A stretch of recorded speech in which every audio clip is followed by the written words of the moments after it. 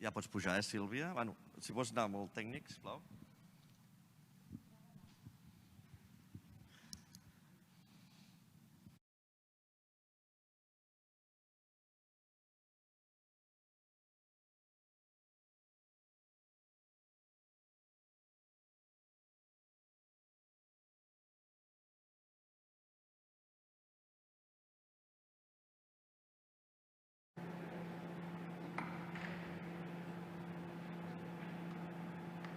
No sentirà res.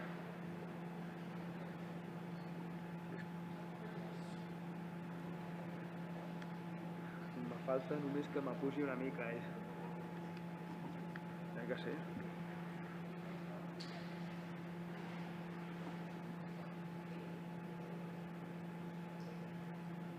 No tècnic.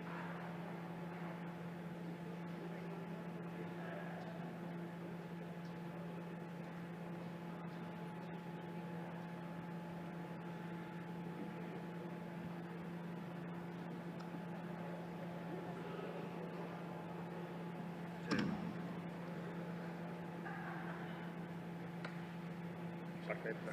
Els està microfonant.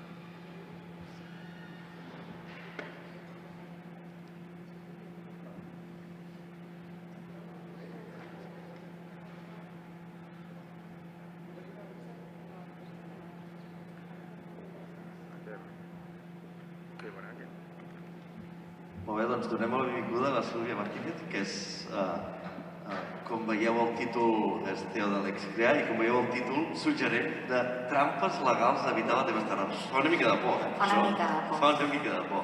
Endavant, gràcies. Gràcies, Quim. Vinga. Molt bé. Bon dia a tothom. És un plaer estar.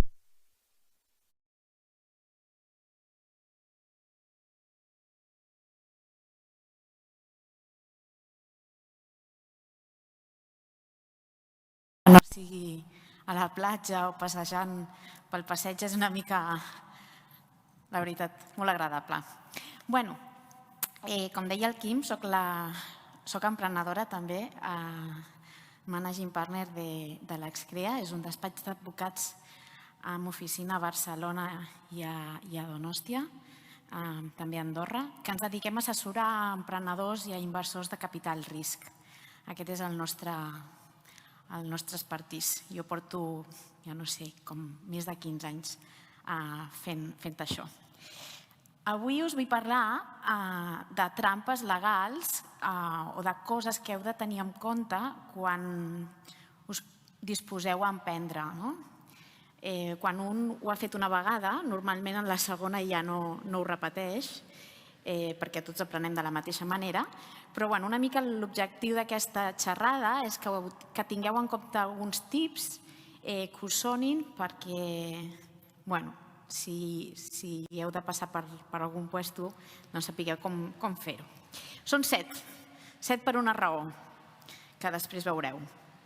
El primer que us voldria comentar és sobre el moment de la constitució de la companyia.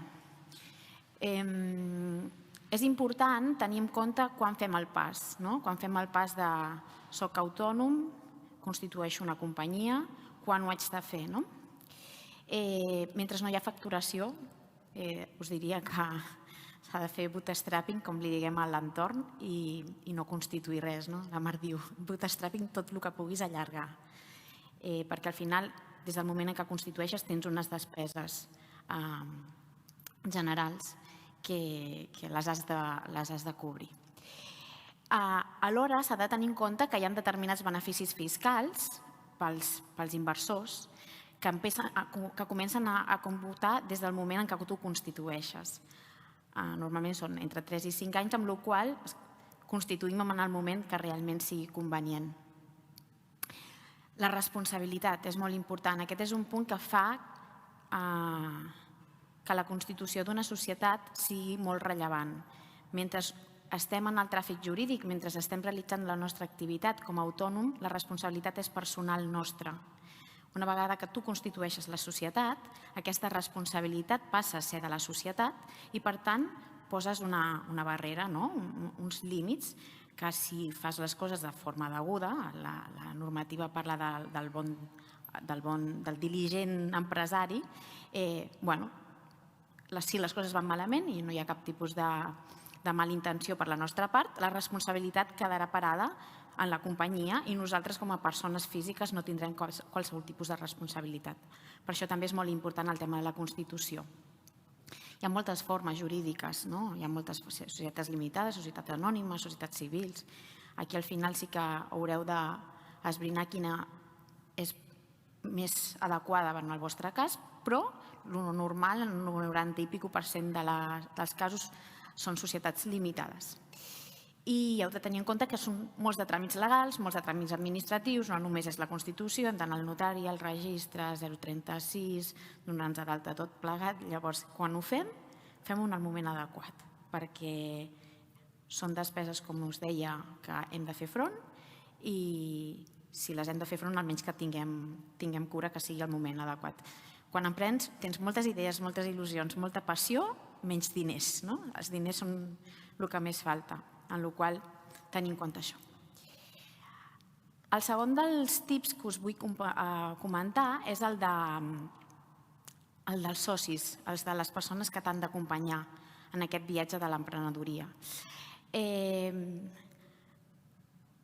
Després parlarem dels socis inversors, però en aquest cas vull comentar socis complementaris, és a dir, quan emprens de forma col·laborativa amb una altra persona. Diria que el més rellevant és que tingueu rols diferents i complementaris entre tots plegats, però que tingueu una mateixa visió del negoci, que compartiu els interessos, perquè normalment al principi tothom està d'acord, tothom té la mateixa visió, però no arribem al mateix lloc o no tenim la visió de futur de la mateixa manera. En molts casos de clients, inclús de companys que han emprès, et comenten, escolta, és que hem acabat aquí perquè no tenim la mateixa visió d'on ha d'anar la companyia, amb la qual cosa és molt important que es comparteixin en aquests interessos. La distribució del capital social. Aquest és un punt molt important i us ho voldria fer notar. Un dels errors més freqüents en els emprenedors quan comencem un projecte de forma global amb 2 o 3 persones és dir, escolta, com dividim la nostra participació a la companyia, no? I moltes vegades el que fem per no tenir una discussió o per no tenir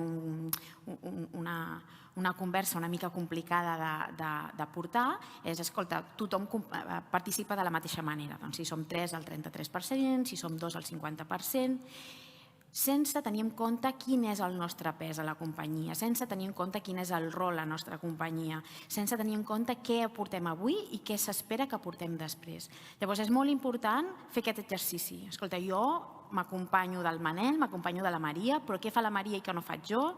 Què fa el Manel i què no faig jo? Què se suposa que haig de fer jo en un futur? És molt important tenir aquesta reflexió, perquè després, si no, hi ha malentesos. Quan la distribució és igual per tothom, hi ha malentesos, perquè després vindran les il·lusions quan entren els inversors i d'alguna manera perdràs aquell esperit, aquelles ganes, perquè no veuràs reflexat el teu esforç en aquesta participació a la companyia. Per la qual cosa aquest punt és molt, molt important i és molt freqüent que succeeixi.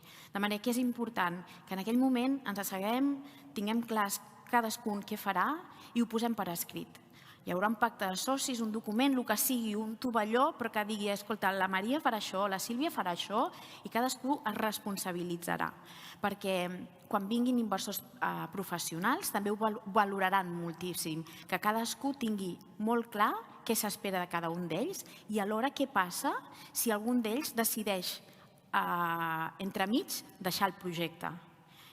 Hi ha molts dels casos, us podria explicar moltíssimes històries, anècdotes, però que realment quan les has de sofrir en primera persona no són tan divertides, de començar a emprendre amb un col·lega i després d'un temps et diu, escolta, no, he rebut una oferta d'una corporate amb una bona retribució. Emprendre no és fàcil perquè es deixa molt de temps i molta vida pel mig i amb un retorn que no el veus ara, que el veuràs en un futur, però no ara. Llavors, tots som humans i és normal que en uns moments determinats et dubtis d'aquesta decisió que has pres d'emprendre. Amb la qual cosa és molt important dir, escolta, què passa si el Manel o la Maria marxen? Què passa si me'n vaig jo?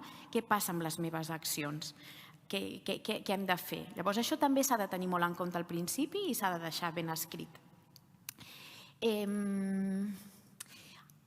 Casos concrets us volia explicar. Emprendre no és fàcil i quan ho fas amb una persona de l'entorn familiar o d'amistat, menys. Amb la qual cosa, tot això que us dic, amb major importància ho heu de portar fins a l'extrema, fins al límit, perquè si no es comencen a barrejar els interessos personals i professionals i és quan compliquem encara més les coses.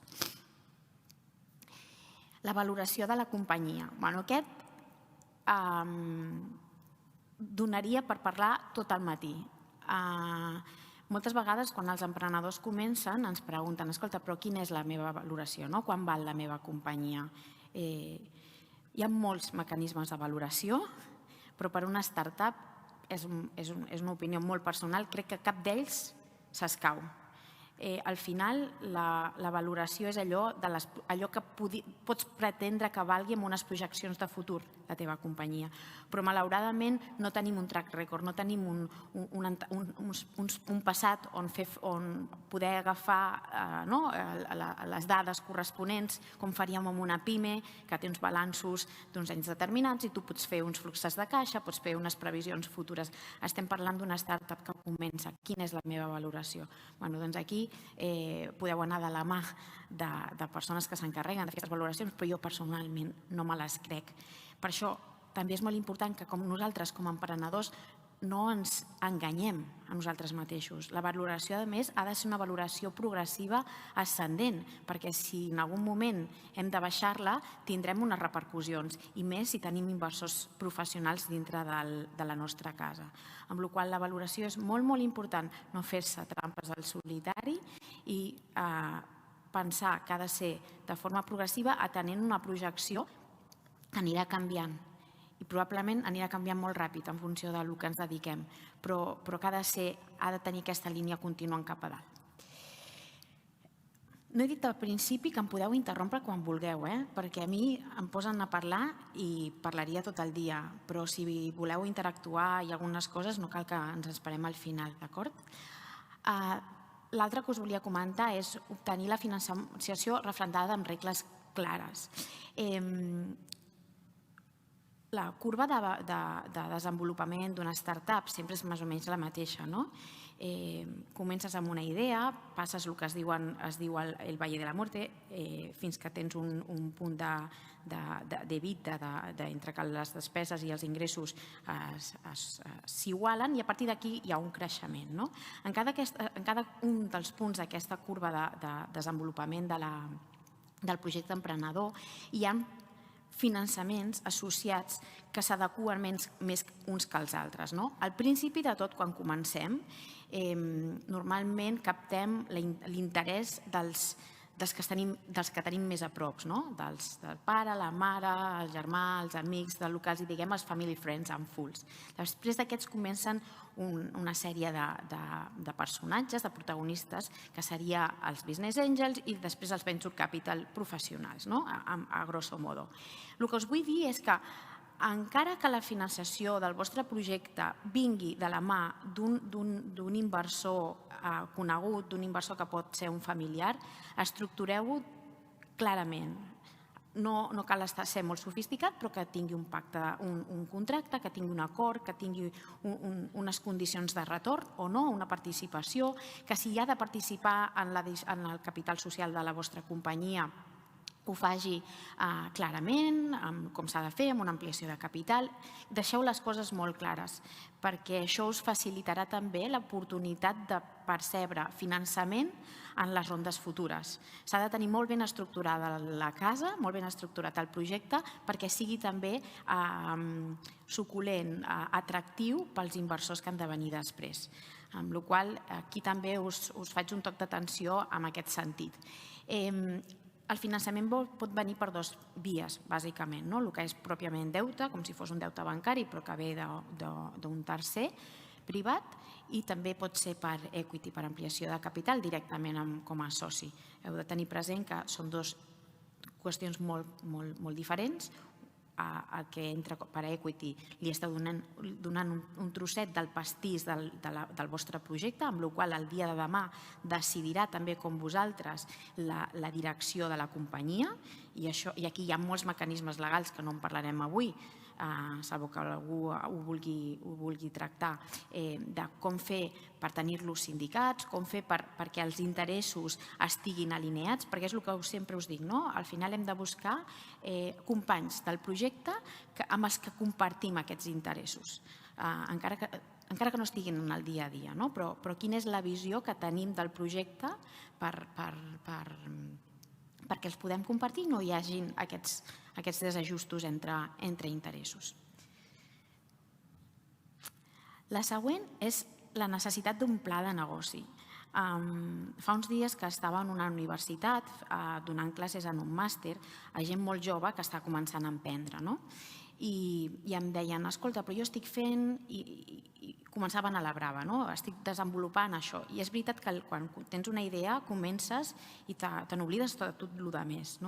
I hi ha molts casos, per exemple, em ve al cap el cas del fundador de WhatsApp, que fins que no ho va aconseguir va començar sense cap tipus d'estructura. El pla de negoci és fonamental. O sigui, el pla de negoci per vosaltres i també pels que han d'invertir a la vostra companyia. Un pla de negoci que ha de tenir dues parts claus. El pla estratègic, aquell en el que jo tinc en compte quin és el meu producte, quin és el servei, què porto de valor al mercat, quin és el meu diferencial front als competidors i com ho desenvoluparé per arribar al mercat. Llavors, el pla estratègic ha de fer una revisió molt exhaustiva de la competència, de què aporto front a la competència, de què faré perquè aquest producte o aquest servei arribi al mercat, quin equip hauré de tenir, quins medis hauré de tenir, i això associat a un pla econòmic financer. Què necessito? Quins diners necessito? I quan els necessito? Això, la visió, t'ho dona un pla de negoci. Llavors, emprendre sense aquesta visió, doncs, l'instint sempre ens va portant, però quantes menys coses deixem a l'instint, tot ho tindrem més regulat.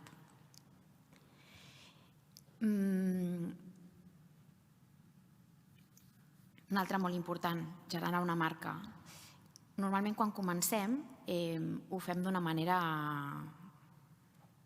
molt informal. Si som més, doncs jo me n'encarrego d'això, jo de l'altre. Tingueu en compte que tot allò que té un valor intangible forma part també del vostre balanç, forma part del vostre projecte i la marca és molt rellevant. Llavors, feu que tot això estigui dintre de la constitució de la societat, que no estigui al marge, que no quedi res fora del que és la constitució de la companyia, perquè això és el que li dona força, li dona valor, forma part de la valoració també, d'aquella que ens costa tant saber quin valor té. És normal que en un principi ho faci un dels fundadors, però un dels fundadors se n'haurà d'ocupar que en el moment en què constituïm el projecte allò estigui dintre, perquè la valoració de l'intangible és molt i molt rellevant. I com a setè, jo crec que he anat hiperràpid, perquè no he volgut tractar en profunditat cap dels punts, però tornem enrere de qualsevol que estigueu, és tot allò que sigui un projecte d'e-commerce, tot allò que tingui un reflexe en les noves tecnologies, teniu en compte que és molt fàcil dir, doncs agafo aquests termes i condicions d'aquesta web, d'aquesta altra i faig les meves. Adequeu-ho tot al vostre projecte, tot, perquè allò és el que us obliga front als vostres usuaris, front als vostres clients. És molt rellevant deixar-ho ben reflexat, però sempre tenint en compte el negoci en el que jo estic interactuant. Aquestes són les 7 trampes legals que us volia comentar. Fem una mica de recap i si voleu aprofundir en alguna d'elles, doncs jo encantada de la vida. La Constitució en el moment rellevant, la Constitució en el moment que realment comencem a facturar, que comencem a facturar o bé inclús perquè és un projecte col·laboratiu i d'alguna manera ens hem d'associar, amb la qual cosa la Constitució és molt rellevant. Penseu també en el tema dels beneficis fiscals, perquè serà també un punt rellevant a tenir en compte quan busquem aquestes vies de finançament. Aquest seria un punt molt important. El segon d'ells és acompanyar-te de socis complementaris i establir rols diferents. Jo seré el CEO, jo seré el director financer, jo seré el director de màrqueting, jo em responsabilitzaré d'això i la resta de la resta, i saber què ha de passar si en algun moment algú de nosaltres marxa del projecte, perquè això li dona valor a la companyia, perquè us poso una anècdota que sempre poso la mateixa, però perquè em va sobtar moltíssim amb un projecte molt important que ara estem en projecte de venda a un internacional, a un competidor internacional. Un dels fundadors va decidir marxar a fer la volta al món, perquè estava molt agobiat, estava molt cansat d'emprendre i va dir, escolta, me'n vaig. I se'n va anar, però tenia un 33% de la companyia. Llavors, hi tenien inversors professionals, van dir, escolta, i ara què, no? Com ho fem? Afortunadament vam poder arribar a un acord, vam negociar, però hagués estat a la fi de la companyia si aquella persona no s'hagués avingut a perdre la seva participació. Vam arribar a un acord econòmic, però és molt important i no ho havíem tingut en compte. No ho havien tingut en compte, van començar a emprendre sense tenir aquestes obligacions. Com a tercer punt, la valoració de la companyia ha de respondre a la realitat. No ens fem trampes al solitari, és el que us comentava abans. És molt important fer un anàlisi de la projecció del vostre negoci i de quin ha de ser el valor en un futur del vostre negoci. Podeu pagar per valoracions, però la meva opinió personal és que cap d'elles serà l'adequada, perquè és molt difícil valorar startups. Obtenir un finançament refrendat amb regles clares, ja bé sigui, òbviament, si aneu a organismes professionals, com pot ser un organisme públic d'ajudes, tindreu les bases de la finançació, si aneu al banc tindreu les regles del préstec que us concedeixin, però també feu això quan sigui un àmbit intern, quan sigui un àmbit privat, encara que els diners vinguin del pare, de la mare o de l'amic, que estiguin molt clars quines han de ser les condicions de participació d'aquella persona, si ho ha de fer com a soci o si ho ha de fer com a prestamista i per tant ha de tenir uns interessos associats. La necessitat d'aquest pla de negoci que us deia, una bona reflexió sobre què ha de ser el meu producte i què suposa econòmicament parlant aquest producte, aquest desenvolupament del producte, generar una marca registrada a nom de la societat. A vegades tenim negocis que la marca no és tan rellevant, no? Però jo en el meu cas particular, per exemple, no he registrat la marca fins a 5 anys després, quan vaig incorporar una persona al despatx que es dedicava d'això, i em va preguntar, però està registrada, no? I em vaig posar vermella. O sigui, jo que em dedico a això. No hi caigueu en aquestes coses, perquè potser ja heu començat a tenir un volum de negoci i tenir un nom al sector, i a vegades és fàcil canviar la marca, però d'altres és una mica més complicat i pot fer mal, amb la qual cosa des del principi és molt més fàcil fer-ho. I si et dediques al tema d'e-commerce, doncs tenir molt clar que aquelles condicions que preveiem en la nostra web són allò que ens obliga i ens dona la responsabilitat front als nostres usuaris. Per mi aquestes són les 7 trampes o les 7 qüestions més rellevants a tenir en compte. Podríem parlar-ne de moltes més. Ja ho veieu que al final he aprofitat calonja, les inicials, perquè també ho tingueu en compte. No sé si us faran arribar la presentació, però jo encantada que així ho facin. Si hi ha preguntes, benvingudes seran.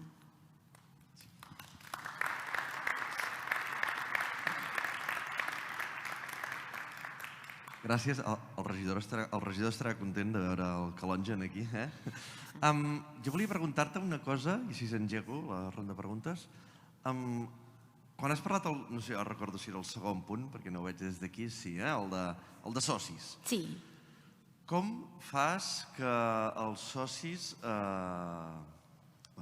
es posin tots d'acord i estableixin les regles del joc, diguéssim? Hi ha el pacte de socis, i crec que és important explicar-ho. Jo crec que hauries de posar algun exemple del pacte de socis, l'important que pot arribar a ser. Mira, Quim, el pacte de socis ningú se n'ocupa d'ell fins que no ve un inversor professional i llavors aquest sí que et diu, escolta, les meves condicions, les meves regles del joc per entrar a invertir en aquesta companyia són aquestes. I en aquell moment et poses a negociar drets econòmics, que suposen sortides, finestres de sortida per als inversors, et poses a discutir drets polítics perquè volen tenir a dir el sí o el no en determinades qüestions rellevants, si s'ha d'ampliar la capital, si s'ha de transformar, si s'ha de modificar l'objecte. I això és molt natural, que surti la necessitat d'un pacte de socis quan entra un soci professional perquè sap de què va i sobretot perquè vol cobrir la seva sortida. Això són pactes de socis diferents, els que jo d'alguna manera també vull que tingueu en compte que han de ser abans i que professionalitzen molt el dia a dia de la companyia. Quan nosaltres estem col·laborant amb un altre company, fem un projecte col·laboratiu, en aquell moment també és molt important establir les regles de joc. Em refereixo aquí al pacte de socis. I aquí no hi ha més que aquestes obligacions d'exclusivitat, de permanència, de no competència, que són les usuals, però també de compromís front a quines han de ser els meus rols a la companyia. Com ho fem? Això és una negociació, com podria ser la negociació amb un inversor. És una negociació diferent, que també és més complexa quan hi ha certa relació d'amistat o familiar en el projecte. A vegades ho facilita i d'altres vegades ho complica. Però en aquest cas la negociació també passa per posar-nos vermell i dir, escolta, la Sílvia què farà en el projecte? I és adequat la participació que la Sílvia té en el projecte front a Juanjo? Sí, no. És una negociació que s'ha de tenir en compte amb una projecció futur i què s'espera de mi d'aquí en un futur. No és fàcil, però és molt important fer-ho. És important posar-se vermell aquella vegada, deixar-ho tot enllestit, saber cadascú clarament quina ha de ser la seva participació, perquè a partir d'aquí ens diluirem tots a mesura que incorporem a socis, amb la qual cosa és molt important que tothom estigui tranquil, que es senti confortable amb la participació que a cadascú li correspon. Molt bé, no sé si hi ha alguna pregunta per aquí. Sí, mira, la Mar té una pregunta. Moltes gràcies per tot el que has explicat, que realment no pot ser més real. Gràcies, Marc. Jo més que una pregunta, en realitat el que m'agradaria posar a manifest és aquesta importància que parles del pacte de socis i del business plan, perquè a la realitat no ho fem. No ho fem. Tu tens una previsió, arranques, et penses que amb uns estatuts ja està tot previst i realment són dos documents que des del dia 1 han d'estar sobre la taula i la realitat és que trobes que el 90% de startups no ho tenen. I després relatiu a la valoració que deies, que és cert que la valoració en el món startup és un mercat, és com el mercat del peix, o sigui, tanta oferta tinc d'inversors, tant val la meva empresa i tampoc et passis perquè després has de superar aquella valoració. Per tant, també és una àrea complexa de la que requereix també molt assessorament i sobretot anar acompanyats amb persones com vosaltres que ajuden a no cometre errors en el futur. Exacte. Res, només això. Gràcies, Marc. No, és molt important. A vegades, quan parles des de la nostra posició, sembla que ens donem molta importància. Nosaltres als últims temps estem fent molt d'aprenentatge, de portar valor a l'ecosistema explicant que això és molt important. Fes-ho amb qui vulguis, però fes-ho de forma ordenada, professional. El pla de negoci el fas ràpid i malament quan tens un inversor i també per ensenyar-li els números que volen veure.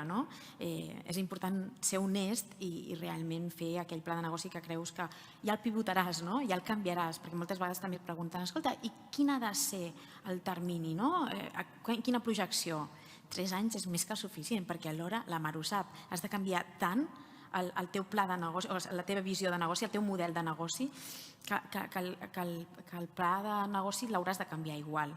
L'important és tenir clar per on anem i que tothom ho sàpiga a l'organització. Quan comença a créixer, també és important que tothom tingui aquesta visió de cap a on anem i què s'espera de cadascú de nosaltres, i això el pla s'encarrega de dir-ho. Jo volia preguntar-te, Sílvia, aprofitant que la Mar està aquí, que ha venut empreses i que segur que has participat en algun èxit i rondes, per descomptat. Quins tips pots donar a emprenedors i emprenedores a l'hora d'anar a negociar, per exemple, la venda de la seva empresa o una entrada d'un inversor potent? És a dir, quina és la teva experiència aquí, o la vostra experiència? Bueno, aquí al final podríem parlar de molts casos diferents, però l'important és no perdre mai aquest alineament d'interessos. Has de buscar al final, és negociació pura i dura, o sigui, aquí al final és un win-win. Ningú ha de guanyar, ningú ha de sentir que se sent vencedor, sinó que tothom d'alguna manera defensa els seus interessos i em quedo una mica malament perquè potser he hagut de cedir algunes coses, però de les altres me les han respectat. És un balanç.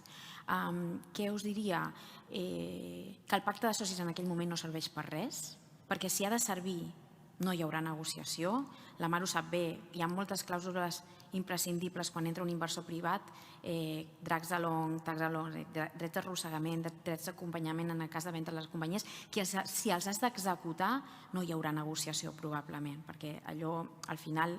Jo sempre dic que el pacte de socis serveix perquè cadascú sàpiga el que no ha de fer, però no s'ha de treure mai del calaix, perquè si el traguem i si l'hem de treure en un moment de negociació és complicat. Amb la qual cosa, arribat al cas, et queda negociar i buscar que els interessos estiguin alineats, que és molt complicat, perquè quan els socis tenen dues perspectives diferents, uns els propis emprenedors i els altres socis capitalistes purs i durs, és complicat que els interessos estiguin alineats, amb la qual cosa l'inversor capitalista ha de veure quina és la sortida de l'emprenedor, perquè l'emprenedor potser ven la seva companyia i ja està, però potser li estan obligant a quedar-se a la companyia uns anys determinats, i potser la forma de pagament és diferent, una és amb accions de la companyia que està comprant o altra és amb caix. S'ha de buscar una mica el win-win, s'ha de buscar una mica el dir fins a on puc accedir perquè l'èxit sigui un èxit. I això també passa en les rondes de finançament. S'ha de tenir clar fins a on vull dissoldre'm, perquè una vegada que t'has dissolt és molt complicat tornar enrere, podries fer-ho però és molt complicat, i també que el que està entrant es senti confortable amb la seva posició, perquè sempre entrarà com a minorista, amb la qual cosa li has de donar cert confort perquè està entrant a casa teva, està invertint en tu, en el teu projecte, i això ha d'anar una mica compensat també en aquelles condicions que s'han de negociar. Molt interessant. Coincideix amb la teva experiència, Marc? Sí, totalment, però a mi m'agradaria afegir dues coses des de la banda de l'emprenedor, dos consells. Un seria intentar no anar tard, perquè quan vas a fer una ronda tard, que és normalment quan vas a fer la ronda, quan ja no tens diners, intentar no anar tard perquè aleshores dones tot el poder de negociació, de la negociació que explicava, li dones a l'altra part. Per tant, intentar fer una previsió de la teva caixa, del que cremaràs, del que gastaràs, necessitaràs, etc., per no anar tard ni a les rondes ni a una venda. Més la ronda que la venda, perquè la venda moltes vegades és una oportunitat que sorgeix, a vegades no la busques. I després intentar tenir moltes opcions. O sigui, una vegada hi ha un inversor que se t'acosta o una empresa que se t'acosta per comprar, busca'n un altre, perquè això et dona poder de negociació. Però són, jo crec, dos tips interessants. Hola, bon dia, gràcies. Jo volia fer-vos una pregunta a totes dues. En el cas d'anar a rondes, quina és la dilució que s'accepta? Quina és la dilució? Sí, o sigui, fins a quina proporció podríem acceptar? I en el cas que surtin, després de la sortida, en què es converteixen aquestes accions que tenien ells? Hi ha possibilitat que tornen a ser teves o simplement quan surten és per la venda a un tercer? Es pot negociar de moltes maneres. La dilució, mira, no el tinc aquí, Kifan, que és un VC, un venture capital molt rellevant a nivell nacional, va publicar fa un temps quines haurien de ser aquelles dilucions en cada una d'aquestes fases que us explicava. Fins la segona fase, que seria fins als business angel, la dilució no hauria de ser més del 25%, la dilució de l'equip emprenedor. Però la dilució cadascú la decideix d'alguna manera, no hi ha res escrit. Això és el que de normal en el mercat es podria arribar a veure. Jo sempre dic el mateix, tot allò que es pugui pagar amb diners, pagueu amb diners, perquè el diner més car és la dilució del soci. Aquest és el diner més car, amb la qual cosa estirem tot el xiclet, tot el que puguem i més, perquè la dilució sigui el menor possible. Què passa quan surten els inversors? Ho preveiem amb el pacte de socis. El normal és que hi hagi un dret d'adquisició preferent, és a dir, que abans que ho puguin vendre a un tercer tu ho puguis recobrar, però clar, l'has de pagar i moltes vegades són valoracions molt complicades. Però es pot preveure. No és el lògic, no és el que sol succeir. Surt un VC i entra un de nou, que normalment és més gran, que té més capacitat de finançament i fa que el projecte pugui tenir més en venda perquè té més possibilitats de liquiditat. Però també hi ha les opcions de recompra. No són tan habituals, però també hi ha opcions de recompra per part de l'equip emprenedor. Sí, de fet, molt ràpid, el VC, el Venture Capital, mai et voldrà prendre més d'un 50%. De fet, sempre volen que els emprenedors continuïn tenint un percentatge, almenys a l'inici, un percentatge rellevant. És un private equity el que et pot venir a comprar més del 50% de la companyia, però ja és una altra lliga. Exacte. Però són conscients que ells volen que tu tinguis la motivació de liderar allò. Per tant, no et vindran a demanar, no et vindran a diluir en excés. Ara després en rondes més grans ja que entren més VCs i de més ja sí que et vas quedant amb aquest 20-25, però sí que al principi ells volen que tu tinguis control. Jo aquí apuntaria, afegit a el que diu la Mar, que és cert, pensem que tothom va de bona fe i que indubtablement l'inversor no vol que et dilueixis en excés perquè sap que estàs perdent la motivació pel projecte, però també tenim supòsits en què en la primera ronda han perdut el 40% de la companyia. Amb la qual cosa això també marca una mica la diferència de dir estic front a un bon inversor o estic front a algú que no té visió del que és una startup, no té visió d'on està posant els diners. Hi ha coses que et fan que les alertes saltin i dir, escolta, no és el perfil de persona que jo vull dintre de la meva companyia. I això també succeeix quan negociem el pacte de socis. Moltes clàusules et fan veure que no és l'inversor que necessites. Si hi ha un inversor que et demana distribució de dividends, no és un soci adequat. No és un soci adequat, perquè el que es dedica a aquest món sap que els beneficis vindran d'aquí molts anys, que si n'hi ha s'han de tornar a reinvertir a la companyia i que el fer caix serà d'una altra manera, serà sortint de la companyia, però no posant en perill la viabilitat del projecte per distribuir beneficis. De manera que hi ha coses que quan les tens davant et fan veure si realment l'inversor és adequat. No ho hem parlat abans, però també és molt important, el diner és diner a tot arreu. Te'l doni el banc o te'l doni el pare, és el mateix. Però també aquest diner va associat amb unes altres característiques. Si en fan networking, si saben del sector i em poden ajudar en el desenvolupament, si podem fer sinergies perquè potser a la cartera de participades que puguin tenir el meu negoci es complementa amb un altre. Tot això no té valor, no es paga, però té un valor molt gran, molt gran. Amb la qual cosa, en el moment en què tu has de buscar vies de finançament, en aquests punts hi has de posar-li molt d'interès, perquè el diner al final, el xec, vingui d'on vingui, és igual.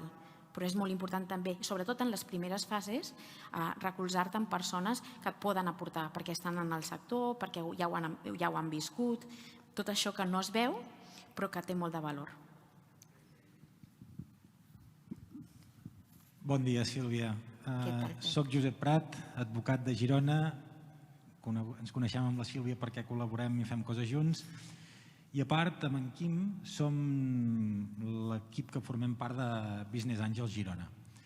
Tot això que estàveu dient no és una pregunta el que faré perquè crec que ja heu tret molt els temes i aquests punts estan molt bé. Jo l'únic poder que afegiria com un 8è punt aquí és, emprenedors, tingueu en l'equip un bon assessor jurídic. Però Calonja només té 7 lletres, llavors havien de ser 7. Bueno, 7. Podem fer alguna cosa, però jo crec que l'assessor jurídic, i crec que vindràs amb mi també, és molt important en alguns moments, poder als inicis no tan sovint, però sí per constituir la societat, per veure com ho has de muntar, per veure com ho has de fer. Més que res, perquè després quan els projectes ens arriben a nosaltres, que els estudiem, que els valorem, que mirem a veure si val la pena, si podem trobar algun inversor o no podem trobar algun inversor, doncs veiem si darrere, o respires darrere si hi ha hagut algun tipus d'assessorament. I això mateix que preguntaves tu de la dilució, no? Moltes vegades, si ja vas acompanyat o en el teu equip tens un assessor jurídic, te dirà, para el carro, no et va bé aquesta inversió, no et va bé aquest soci. Aquest soci no és un soci fidel a lo que realment després tu pots aconseguir, no? I una miqueta, bueno, era fer aquesta aportació, nosaltres des de Bagi, en el sentit de que quan veiem emprenedors que ens venen a buscar diners, i doncs veiem si les coses estan ben fetes, és més fàcil trobar inversors, que si les coses no estan ben fetes els hi hem de dir, escolta'm, fes un pas enrere, munta això, te falta aquesta peça i després possiblement trobarem inversors. Era una aportació més i gràcies per estar aquí i un plaer tornar-te a sentir. Molt bé, gràcies. No sé si hi ha alguna altra pregunta i si no, ho deixem aquí i ens anem a esmorzar una mica. Gràcies, Sílvia. Gràcies a vosaltres.